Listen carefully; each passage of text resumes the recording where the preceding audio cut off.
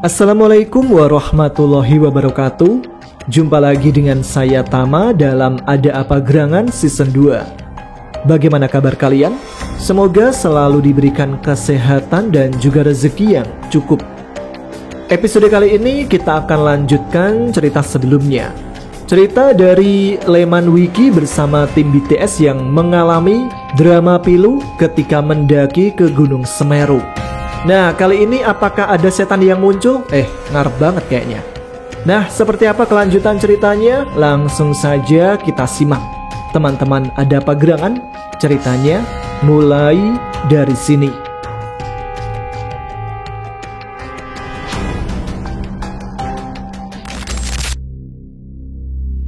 Maafin gua, Man. Gua gak mau dengan keadaan lu yang lelah. Lu maksain ikut gua nyamperin rombongan si Buluk. Gumam gua sembari melihat Leman yang larut dalam tidurnya. Pendakian ini terasa sangat menyedihkan buat gua pribadi. Banyak cerita yang udah mereka tulis bersama-sama. Tetapi karena ambisi puncak, sebagian dari mereka justru memilih memisahkan diri. Hati bergetar ketika pandangan gua menatap Mela dengan deritanya. Entah apa yang ada pada benak mereka. Dengan ringan kaki, mereka tidak memilih bersama Mela, menunggunya untuk pulih kembali, dan melanjutkan pendakian bersama meraih puncak Mahameru. Bang, kalau teman saya bangun, tolong bilangin ke dia ya, buat nunggu saya di sini aja. Pinta gua kepada Mas Gofur. Mas Gofur hanya menatap serius ke arah gua, berharap menunggu hujan reda terlebih dahulu, sebelum gua melanjutkan pendakian ke Kalimati. Saya khawatir, Mas, kalau terjadi sesuatu yang tidak saya inginkan menimpa teman saya di Ranukumbolo. Terang gua pada Mas Gofur, semoga beliau mengerti dengan apa yang gua pikirkan. Ya udah, sampean kalau tetap kekeh menyusul teman sampean yang ada di Kalimati, saya nggak bisa menahan tekad dan niat baik sampean.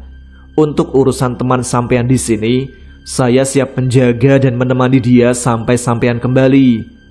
Jawab Mas Gofur memberikan izinnya untuk gua menyusul rombongan si Buluk. Mas Gofur adalah pria dengan 2 orang anak, mempunyai postur tinggi dengan rambut panjang yang diikat, memakai kacamata, mempunyai hobi mendaki gunung bersama keluarga kecilnya. Walaupun ini pertemuan kali pertamanya gua dengan dia, tetapi gua merasakan adanya saling pengertian di antara kami berdua. Dan itulah menjadi alasan gua cepat beradaptasi dengan Mas Gofur. Pola pikirnya yang dewasa mampu memberikan ketenangan buat gua. Dengan pengalamannya menaiki Gunung Semeru, dia mulai memberikan arahan, jarak tempuh, dan cara menguasai rasa takut ketika berjalan sendirian. Di sini, sampean akan melewati 2 pos untuk menuju Kalimati. Pos yang sampean lewati yaitu Cemoro Kandang. Setelah sampean melewati Cemoro Kandang, sampean akan menemui pos Jambangan. Dari Jambangan, baru sampean akan sampai di Kalimati. Kalau perjalanan sampean tidak ada halangan sih, sampean bisa menempuh kurang lebih 1,5 jam untuk sampai ke Kalimati. Terang Mas Gofur panjang lebar memberikan arahan untuk gua. Iya Mas, terima kasih untuk semua arahannya, jawab gua sambil mempersiapkan pendakian dan menitipkan Leman 1 tenda dengan Mas Gofur. Ingat, jangan bengong, tetap fokus selama perjalanan, harus kembali demi teman-teman sampean, sambung kembali Mas Gofur. Ucapan itu mampu menumbuhkan adrenalin untuk gua pribadi. Tidak lupa istri Mas Gofur turut membantu gua mempersiapkan pendakian menuju Kalimati, membekali gua dengan logistik yang dia bawa, memberikan gua senter cadangan dikala senter utama gua mati terkena air hujan. Maafin kami ya bang, bukannya nggak mau nganter ke Kalimati, tapi kami baru saja turun dari puncak dan membuka tenda di sini karena terjebak hujan, ujar istri Mas Gofur dengan lembut. Iya nggak apa-apa, semoga saya bisa sampai di sana dan kembali ke sini untuk menjemput teman saya. Titip teman saya ya mbak, ucap gua penuh harap pada beliau. Senyumannya mampu mencairkan suasana, senyuman seorang ibu kepada anaknya. Sesekali gua menatap Leman yang tertidur pulas bersama dengan anak bujang dari Mas Gofur. Kedua pasangan suami istri tersebut menatap gua penuh harap. Benar apa yang Mas Gofur ucapkan. Gua harus kembali untuk teman-teman gua. Niat ingin mengurangi beban mereka, jangan sampai gua menambah beban baru buat mereka. Dengan hisapan rokok terakhir, gua kembali melanjutkan pendakian seorang diri. Gua harus kuat menerima resiko dengan durasi 1,5 jam untuk menuju Kalimati. Semoga gua bisa melewati semuanya. Doa kami semua, gua, Mela, Leman, Adul, Mega, Mas Gofur dan sang istri. Guyuran hujan membatasi gua dengan tenda Mas Gofur. Terlihat mereka masih mengawasi kepergian gua dari dalam tenda. Setelah beberapa saat, hujan mereda. Kabut mulai memadatkan penglihatan. Mungkin kabut ini datang karena sehabis hujan. Rasa takut mulai menerkam pikiran. Suara dari gesekan jas hujan sangat mengganggu langkah gua menuju Kalimati. Segera gua melepaskan jas hujan yang membungkus badan gua. Kabut mulai menutupi jalur pendakian. Suara aneh mulai terdengar di berbagai arah. Tidak terasa, rasa takut membuat langkah kaki gua bergerak begitu cepat. Mulai melihat keadaan sekitar, kini kabut membatasi jarak pandang yang hanya terpaut 1,5 meter. Mencoba untuk terus melangkah, tetapi kaki mulai sulit untuk digerakkan. Langkah mulai melewati semak yang semakin tinggi, mencoba menenangkan dengan berdiam diri. Tempat yang sepertinya jarang dijamah oleh manusia. Semenjak di sini, kabut terus menyelimuti, membawa suara cekikikan yang mengudara. Tangan mulai merogoh saku celana, mencoba mencari rokok yang hampir basah terkena air hujan. Rokok berhasil gua hisap. Sambil bergidik ketakutan, gua mulai menenangkan diri. Suara cekikikan mulai terdengar menertawakan. Keadaan semakin tak terkendali di saat senter cahaya tiba-tiba padam. Gua mulai melepas ransel yang gua bawa, mencoba mencari senter cadangan yang diberikan oleh istri Mas Gofur. Suara gesekan rerumputan terdengar jelas mendekat dari arah belakang. Senter berhasil gua genggam. Dengan cepat gua menoleh ke arah belakang. Ternyata hanya gumpalan kabut tebal yang berhasil tertangkap oleh penglihatan. Kini suaranya berpindah dari arah depan ketika gua membuka ransel. Zikir terus berkumandang di dalam hati gua.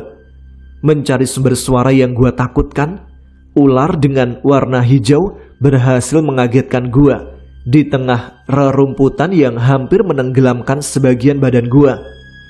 Rasa takut mulai menguasai pikiran. Rasa takut sampai pada puncaknya. Kini suara tangisan mulai terdengar sangat dekat.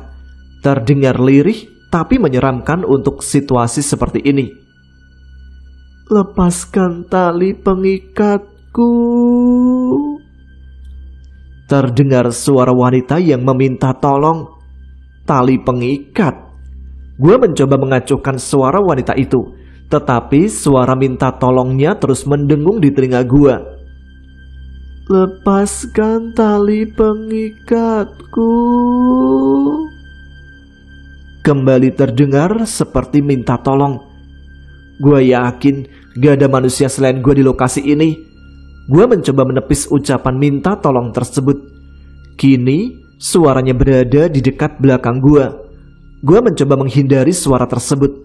Akan tetapi suara itu masih terus mengikuti. Langkah kaki dipercepat. Gua nggak tahu harus kemana gua melangkah. Yang ada di pikiran hanya menghindari suara yang terus mengikuti. Kini suara itu berada di samping gua. Mata gua mencoba melirik ke arah samping. Kepala tidak mampu menoleh ke arah suara tersebut. Hanya dengan melirik, gua mencoba mengambil visual dari suara tersebut. "Lepaskan tali pengikatku." Kembali terdengar suara wanita meminta tolong dari arah samping. Gua mencoba menoleh ke sosok wanita yang tepat berada di samping gua. Tetapi rasa takut seakan memberatkan semuanya. Perlahan gua mengingat kondisi Mela. Gua harus kembali ke mereka semuanya, ucap gua menggerutu. kembali mencoba memberanikan diri setelah berhasil menoleh ke sumber suara tersebut. Ternyata suara itu berasal dari pocong dengan wajah pucat memutih sebagian wajahnya. Gua mulai berlari menghindari sosok tersebut sampai gua jatuh bangun untuk menjauhinya. Tiba-tiba terlihat 3 orang yang berjalan di depan gua, tetapi jaraknya lumayan jauh. Kabut sering menghilangkan mereka dari pandangan gua. Memeriksa kondisi di belakang, semoga tidak ada yang mengikuti gua dengan sosok seramnya. Bayangkan, mendaki malam-malam sendirian, tiba-tiba ada pocong yang ngikutin. Gua terus berlari mencoba menyusul 3 orang tersebut.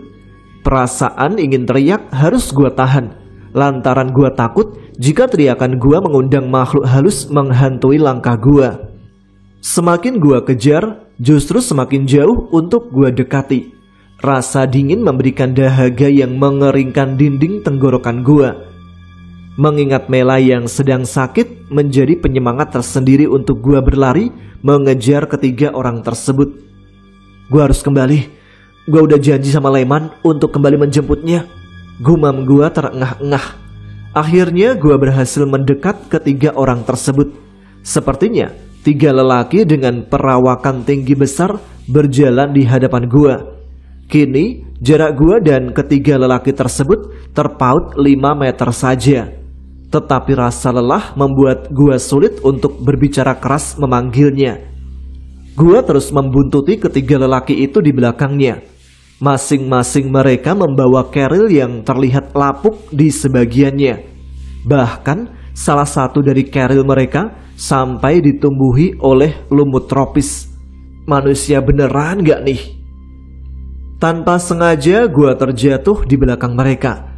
Pendakian ini terasa sangat menyedihkan bagi gua. Rasanya ingin menyerah di hadapan janji gua sendiri. Tetapi gua teringat canda tawa bareng Ado dan Leman. Teringat senyum Mela yang menawan. Teringat masakan Mega yang menggugah selera. Tetapi ketiga lelaki itu berhenti ketika gua terjatuh. Mereka seakan membagi minum satu sama lain. Kondisi itu mengingatkan botol air yang gua bawa dari dalam ransel. Segera gua meneguk air minum yang gua bawa. Tetapi ketiga lelaki itu mulai kembali melangkahkan kakinya, hampir meninggalkan gua di belakang. Tanpa gua sadari, beberapa tenda terlihat dari kejauhan. Sempat bertanya-tanya, apa itu Kalimati yang Mas Gofur maksud? Akan tetapi, ketiga sosok lelaki sudah tidak berada dalam penglihatan gua. Segera gua mencari ketiga lelaki tersebut, sembari pandangan terus menuju ke beberapa tenda yang gua anggap itu beneran Kalimati. Tenda merah yang tidak asing menurut gua menandakan bahwa gerombolan badut mampang memang ngecamp di area sini. Tanpa basa-basi gua langsung menghampiri tenda si Buluk. Dengan kaget, dia melihat kedatangan gua di tengah tidur lelapnya. Buluk tercengang melihat kedatangan gua menghampirinya. Dengan rasa empati, dia menanyakan keadaan yang lain ke gua.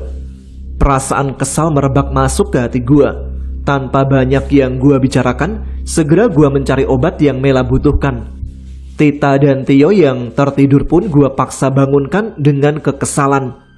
Orang yang sudah lama gua kenal berasa asing banget. Buluk dan Yoga terus mengawasi gua. Sesekali dia membantu mencarikan obat yang Mega bawa. Sampai akhirnya obat itu berada di keril Tita. Dengan cepat gua mengambil bungkusan medis tersebut. Dengan keadaan pakaian gua yang basah dan juga kotor, gua hanya mengambil air minum dari mereka untuk gua kembali turun ke Ranukumbolo. Maafin gua, Din. Target gua ubah karena kita nggak kebagian tempat buat buka tenda. Terdengar Buluk meminta maaf ke gua. Lagu lama lu. Gua tahu gelagat lu mah. Emang dasarnya sengaja ngocamp di Kalimati kan? Karena jarak summit menuju puncak terpaut lebih dekat. Buluk cuma terdiam setelah mendengar ucapan gua. Sesekali dia terus menanyakan kondisi yang lain di Ranukumbolo. Gua tahu banget target ngecamp lo di Ranukumbolo di saat pendakian turun kan? Sambung pertanyaan gua lagi. Buluk dan Yoga terlihat seperti salah tingkah untuk menjawab semua pertanyaan gua. Tidak perlu waktu lama, gua beranjak pergi dari Kalimati. Di tengah rasa kesal yang tengah gua rasakan, Buluk mulai mengejar gua. Dia minta untuk ikut turun bersama ke Ranukumbolo. Ingat ya, gua lakuin ini bukan buat tim lu, tapi buat sebagian tim gua yang berada di tim lu, terang gua menghakimi. Memang tujuan gua sebenarnya bukan karena obat demam, melainkan ingin membicarakan BTS ke depannya bersama si Buluk. Ini adalah momen yang tepat. Di samping tidak adanya Mela di tengah gua dan Buluk, gua mulai mengontrol emosi gua karena lelahnya perjalanan menuju ke sini. Mulai mengajak ngobrol Buluk secara empat mata dan tidak melibatkan yang lain di pembicaraan gua dengan dia. Menurut gua, BTS gak usah dipaksa buat dilanjutin. Semua orang di tim lu sekarang mulai sibuk dengan kehidupan di luar pendakiannya. Gua mencoba membicarakan semuanya dengan baik-baik ke si Buluk. Mela udah memikirkan masa depannya. Kelak dia bakal jadi seorang ibu untuk anak-anaknya. Leman mulai sibuk dengan tugas kuliahnya di luar kota. Dan anak buah lu, Tita dan Tio, dari awal udah ngeluh kagak mau ikut lantaran berat buat ninggalin anaknya. Buluk mencoba memahami apa yang gua simpulkan ke dirinya.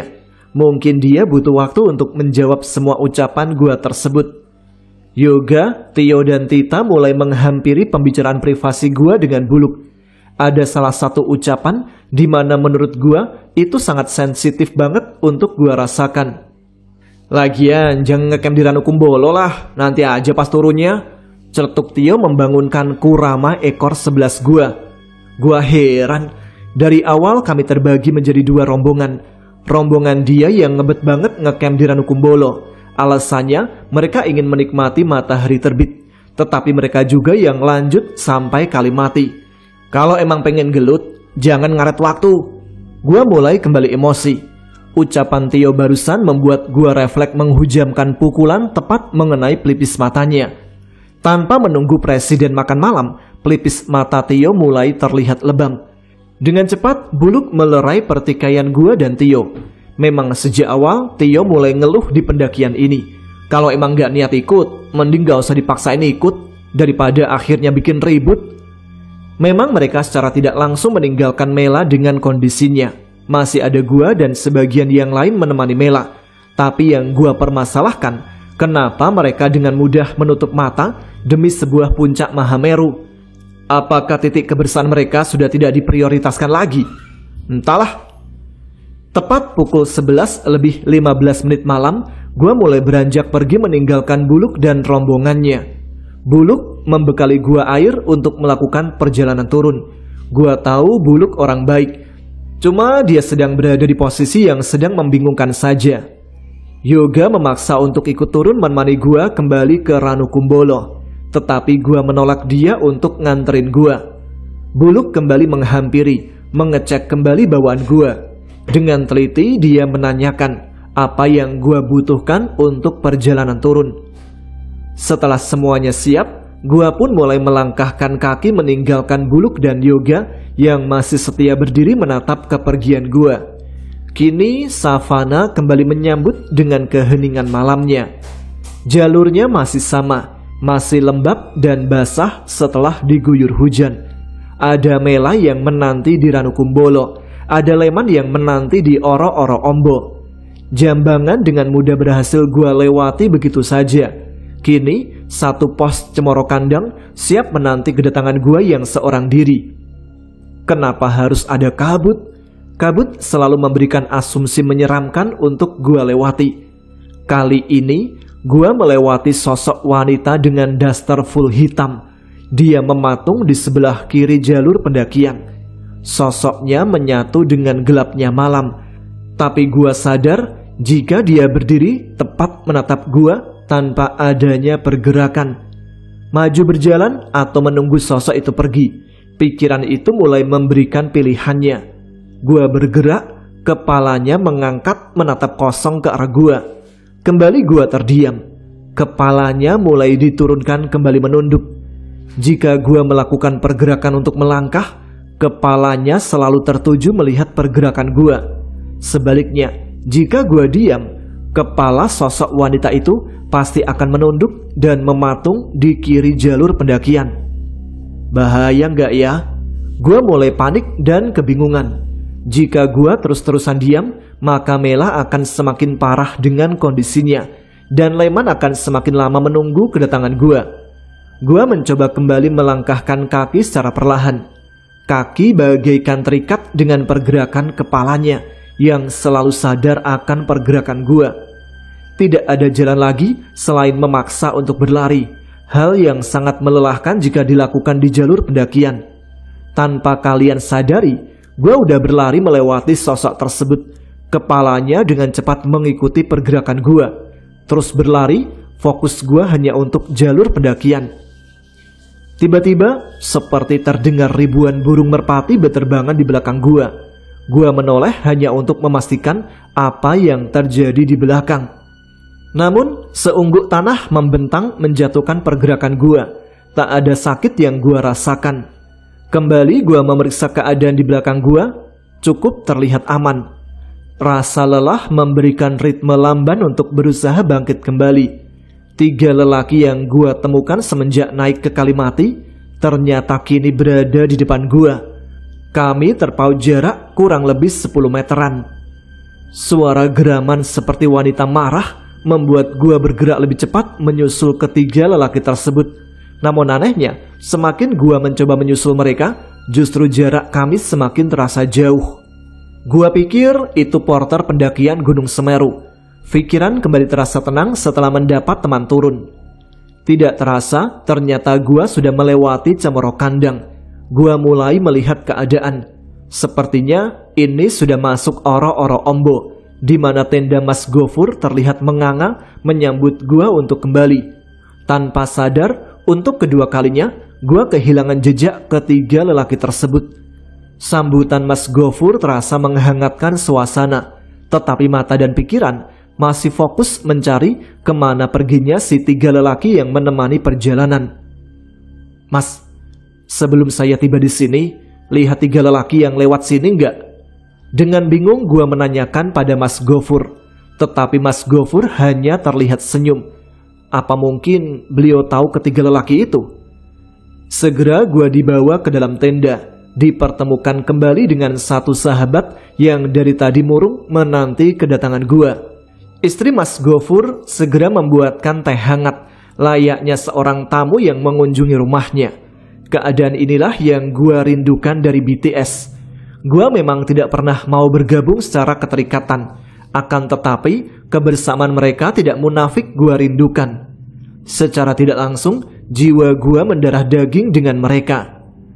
Teh hangat perlahan mulai gua habiskan. Tidak banyak waktu untuk gua berlama-lama dengan Mas Gofur dan juga istrinya.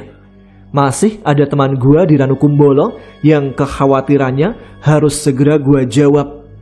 Pamit santun gua dedikasikan pada Mas Gofur dan istrinya. Sudah menyambut ramah dengan perlakuan layaknya orang tua pada anaknya. Hanya di pendakian gua merasakan itu semua. Tidak ada perkenalan yang panjang untuk mendapatkannya. Tidak makan banyak waktu untuk gua rasakan itu semua. Kami para pendaki, gunung bagai rumah dengan ratusan pendaki sebagai saudaranya. Terima kasih untuk Mas Gofur dan istri. Salam rindu selalu dari kami. Kalau sebelumnya merupakan sudut pandang dari Udin yang melakukan pendakian sendiri ke Kalimati, kali ini kembali ke sudut pandang Leman.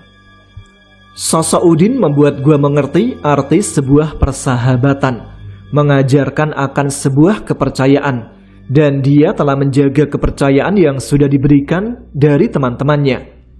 Udin bergerak maju di depan gua. Sesekali dia meminta sebatang rokok untuk menenangkan kejadian yang baru saja dia alami setelah turun dari Kalimati. Tidak banyak yang kami bicarakan selama perjalanan turun ke Ranukumbolo. Hanya saja Udin sedikit menasihati gua untuk memprioritaskan cita-cita gua lebih dahulu. Gak ada satu orang pun yang bisa menaklukkan puncak ketinggian, kecuali dia menaklukkan egonya sendiri. Puncak tertinggi itu bukan ketinggian, akan tetapi cita-cita yang bisa dibanggakan orang sekitar Luman. Ujar Udin yang harus terus berjalan tanpa keluh kesah sedikit pun di depan gua.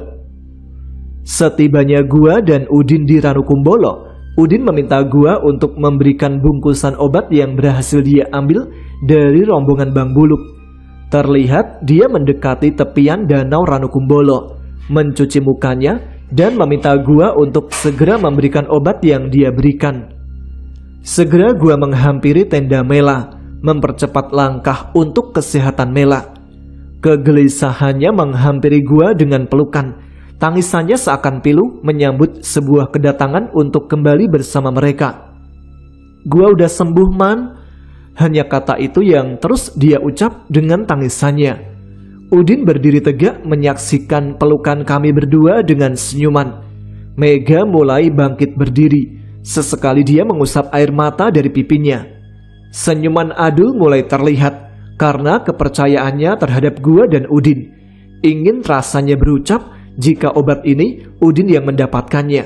Tetapi Mela terus menangis dan tidak mau melepaskan pelukannya.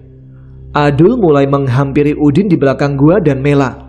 Memang Mela sedikit terlihat membaik, meminta Mega untuk membawakan sebotol air. "Gua minum ya, Man. Makasih udah mau gua repotkan."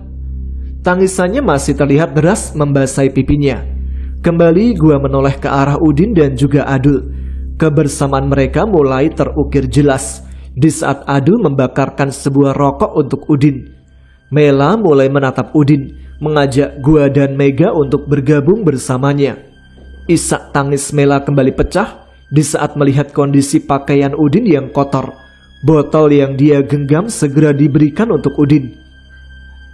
Ucap syukur dan bahagia Mela rasakan. Mela mulai memeluk Udin, tidak peduli seberapa kotor pakaian Udin. Udin mulai merangkul Adul Baihaqi dalam pelukan. Disusul Mega dengan sebuah tangisan. Senyuman mereka semua seakan mengajak gua untuk segera bergabung dalam pelukan bersama mereka. "Ini adalah kado ulang tahun terbaik yang pernah gua terima," ujar Mela di tengah pelukan kami semua. "Makasih ya, Man. Obat yang udah lu bawa buat gua, itu udah jadi kado spesial buat hidup gua." "Makasih Mega, makasih juga ya Dul. Dengan setia kawan, lu berdua udah mau gua repotin selama lu berdua nemenin gua." "Makasih juga ya Din. Keraguan gua tentang pengalaman lu memimpin kami di barisan paling depan, kini lu jawab dengan bukti nyata untuk terus bersama." Sambung kembali Mela yang tepat malam ini, dia bertambah umur. Mega mulai inisiatif membuatkan kopi untuk gua dan juga Udin. Tak lupa, Adul secara bergantian memijat pundak gua dan Udin. Mela mulai menghampiri Udin yang tepat berada di samping gua, menanyakan kapan kita mulai kembali melanjutkan pendakian. Udin hanya terlihat cengengesan dengan jawabannya. "Santai aja kali, kita ngecamp di sini aja sampai besok pagi. Katanya sunrise yang terbit di sini juga lumayan indah. Iya nggak Dul?" Sambung Udin yang sedang mendapatkan pijat refleksi dari Abdul Baihaqi. Mela mulai mempercayakan kepemimpinan Udin membawa tim ini. Tergambar jelas ketika Mela menanyakan kapan untuk melanjutkan pendakian kepada Udin. Kini kami semua berasa mempunyai pemimpin yang baru. Meski solidaritas Udin tinggi, tetap saja gebleknya suka membawa keraguan tersendiri buat kami semua. "Weh, anak buah, buka tenda dong. Hokage mau tidur nih," pinta Udin ke gua dan juga Adul. Nah, kayak gini nih kelakuan Udin. Tapi entah kenapa, mau ngasal apapun dia bicara, tidak membuat gue dan Adul menjadi marah. "Dul, sekalianlah masak air sampai mateng," pinta Udin. "Cakep," jawab Adul sambil memberikan jempolnya. "Bukan pantun geblek, tapi gue lapar nih, pengen makan mie," sambung Udin berlari mengejar Abdul Baihaqi. Canda tawa kami semua pecah di tengah para pendaki lain yang mulai berdatangan di Ranukumbolo. Canda tawa yang sempat hilang sejak awal menapaki kaki di Semeru, kini tersaji kembali meskipun setengah BTS tidak berada bersama kami. Bukan Adul namanya jika tidak menanyakan ibu kos di perjalanan gua naik bersama Udin. "Din, pas lu naik ketemu ibu kos kagak?" tanya Adul penasaran. "Ketemu Dul." Udin bacain ayat kursi, tapi ibu kosnya marah banget sama Udin, jawab gua menceritakan ke Adul. "Ya jelas marah lah Man, apalagi dibacain ayat kursi," ucap Adul kembali. Bukan marah perihal ayat kursinya, Dul. Tapi dia marah gara-gara gua pakai idgham bigunah, bukan bila gunah. Sambung Udin dengan gebleknya. Dah lah, capek gua bercanda mulu. Gua pengen tidur. Elu semua enak udah tidur. Sekarang giliran gua mau tidur. Sambung Udin mulai memasuki tenda Hokage. Pukul 3:15 dini hari, semua sudah terlelap tidur, menyisakan gua dan Adul di luar tenda. Sambil ngopi dan ngudut, kami mulai menikmati keindahan Ranukumbolo di malam hari. Tak henti-hentinya para pendaki lain mulai bergerak naik meninggalkan Ranukumbolo. Terpaksa kami menunda sampai 1 hari di Ranukumbolo karena alasan Udin menunggu Mela benar-benar pulih terlebih dahulu. Keesokan paginya, gua dan Adul terlambat untuk bangun tidur. Terlihat Mega yang sedang sibuk membuat sarapan seorang diri. Berbeda dengan Mela dan Udin yang serius terlihat mengobrol di luar tenda. Mela terlihat marah. Sesekali Udin menenangkannya. Entah apa yang dibicarakan mereka berdua. Matahari sedikit terasa terik menyadarkan gua yang bangun tepat pukul 8 pagi.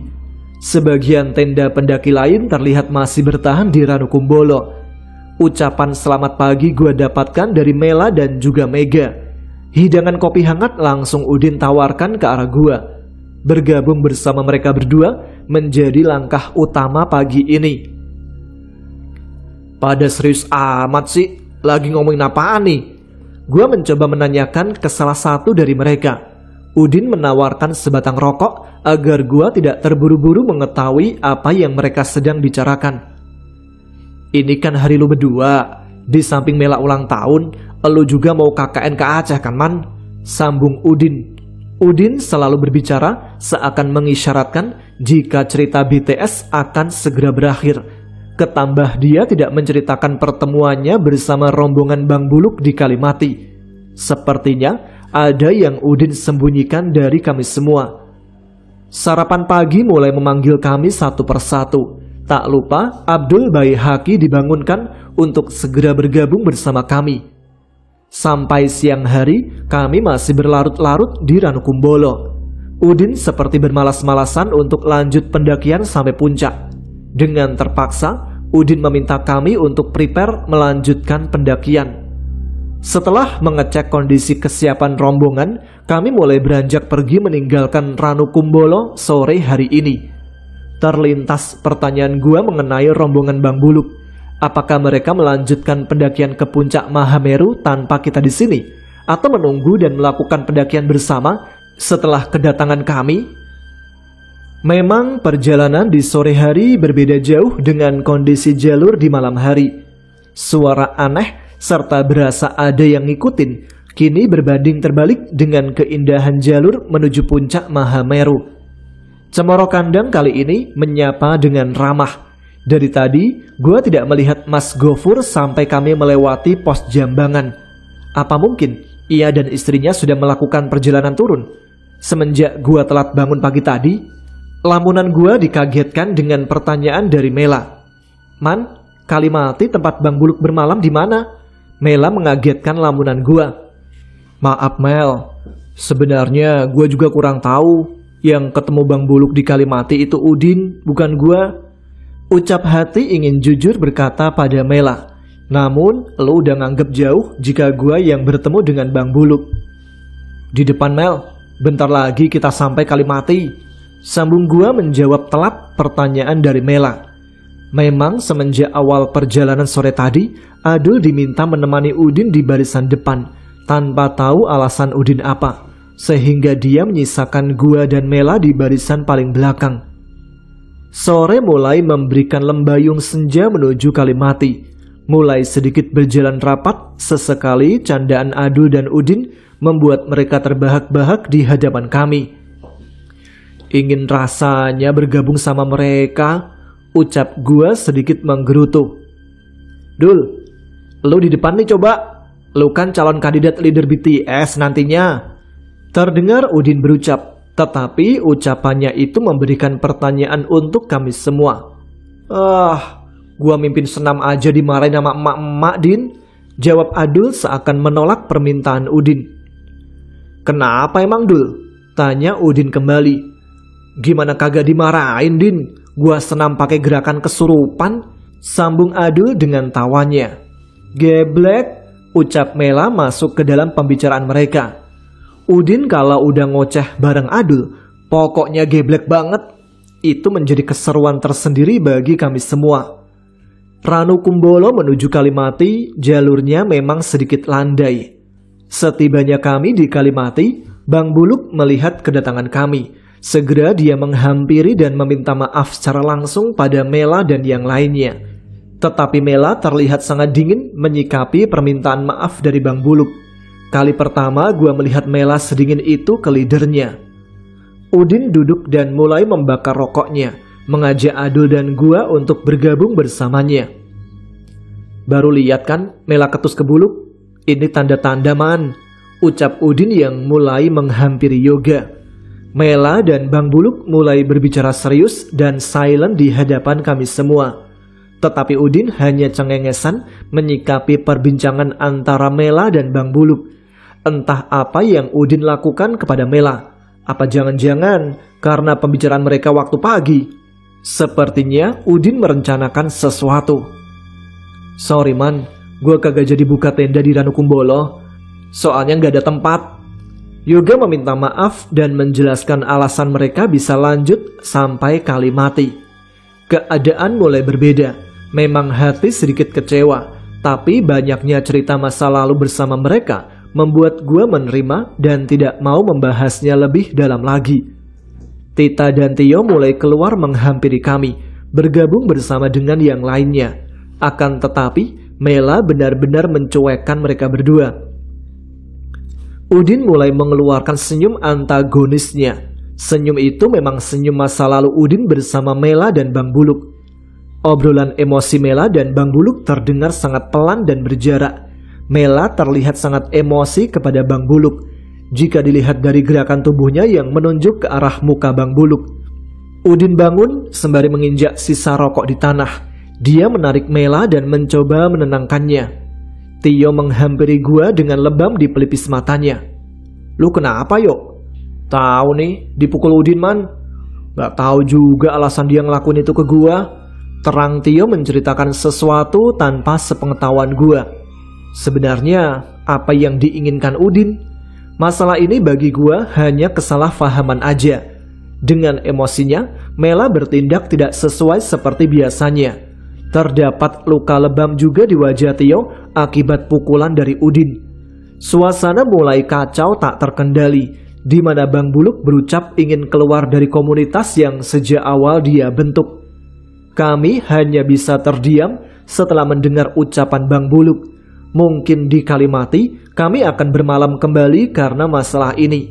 Di mana Bang Buluk yang gua kenal tegas, bagaikan macan yang kehilangan taringnya kali ini. Mega mulai menanyakan apa yang Bang Buluk ucapkan. Keributan Mela dan Bang Buluk seakan memberikan efek negatif tentang kelanjutan tim ini yang sejak 2010 sudah mulai melakukan pendakian. Semeru memberikan pilunya. Semeru memberikan kado yang terasa pahit untuk Mela. Sudah banyak cerita yang kami ukir bersama. Hanya karena kesalahpahaman seperti ini, begitu mudahnya masalah menghancurkan ikatan kekeluargaan kami. Udin pasti memberikan pengaruh buruk kepada Mela, sehingga ucapan Mela membuat Bang Buluk terpukul mundur dari BTS. Mau lu apaan sih Din? Lu belum puas ya kalau kami benar-benar bubar? Ini keluarga kedua bagi gua. Oke lah, cerita masa lalu yang lu alami terasa pahit buat lu, tapi jangan bawa kita masuk ke dalam masa lalu juga dong. Gua mulai angkat bicara karena teman-teman gua yang ada di sini udah gua anggap keluarga gua sendiri. Tetapi Udin hanya terdiam. Sesekali dia tersenyum sinis di hadapan muka gua. Matanya selalu terpejam jika memandang langit, seakan menganggap masalah ini terlihat sepele bagi dirinya sendiri. Balaraja Trek Surrender. Udin mulai mengucap sebutan itu tepat di hadapan muka gua, membuat gua terbawa emosi dan memukulnya. Adul mulai memisahkan perseteruan gua dan Udin. Tetapi Mela malah menampar gua. Tamparan Mela menyadarkan emosi yang mulai menyelimuti pikiran. Rasa menyesal langsung menyelimuti pikiran dikala gua menghujam pukulan pada sahabat gua sendiri. Adul mulai mendorong-dorong tubuh gua, seakan menantang untuk gua menghujamkan pukulan juga kepadanya. "Kalau lu mukul dia, sama aja lu mukul gua, man," ucap Adul yang terus menyungkurkan badan gua di hadapannya. Bang Buluk hanya diam seperti kebingungan. Terlihat Bang Buluk memeriksa keadaan Udin setelah mendapat pukulan dari gua. Pendaki lain mulai memperhatikan rombongan kami. Salah seorang menghampiri dan menanyakan apa yang terjadi. Tetapi dengan cepat Udin menghampiri pendaki tersebut. Hanya dengan durasi singkat, pendaki itu mulai terlihat cuek dengan masalah kami. Anehnya, Udin masih cengengesan di hadapan Bang Buluk. Sambil memegang pipinya, mereka berdua terlihat biasa saja tanpa memberikan ucapan sedikit pun untuk masalah ini. Kini kami mulai berjarak satu sama lain. Udin menenangkan Adul dan Mega serta Tita mulai menenangkan Mela. Malam ini tak seindah malam di Ranukumbolo. Semua masalah berasa pada puncaknya. Abdul Baihaqi mulai tidak mau berada dekat dengan gua. Hanya Tio dan Yoga lah yang menemani gua malam ini di Kalimati. Ini adalah malam kedua untuk kami semua bermalam meraih puncak Mahameru. Banyak masalah yang menjadikan alasan keterlambatan kami menggapai puncak. Banyak pertanyaan yang berada dalam pikiran. Udin yang menyetujui rombongan Bang Buluk untuk memisahkan diri, tetapi kenapa dia yang ngotot emosi? Terus Bang Buluk seakan tidak lagi peduli dengan pertengkaran kami. Justru dia lebih banyak diam dan membiarkan kami semua. Dan yang paling anehnya, kenapa dengan respek Bang Buluk memeriksa keadaan Udin setelah mendapatkan pukulan dari gua? Justru sekarang mereka duduk bersama bareng Abdul Baihaqi. Pikiran terasa sangat lelah. Ingin rasanya untuk memejamkan mata dan juga pikiran. Pusing banget rasanya. Apa yang sebenarnya terjadi sih pada kami semua? Baiklah, sampai di sini dulu cerita tentang tim BTS yang mengalami beberapa drama di pendakian ke Gunung Semeru. Cukup membuat terharu juga ketika adegan di Ranukumbolo, namun juga membuat merinding saat diikuti sosok pocong ketika mendaki sendirian di Kalimati. Seperti apa kelanjutan ceritanya? Kita akan simak di episode selanjutnya. Terima kasih untuk teman-teman yang sudah menyimak episode kali ini. Jumpa lagi dengan saya Tama di episode berikutnya. Tetap semangat, jaga kesehatan. Wassalamualaikum warahmatullahi wabarakatuh.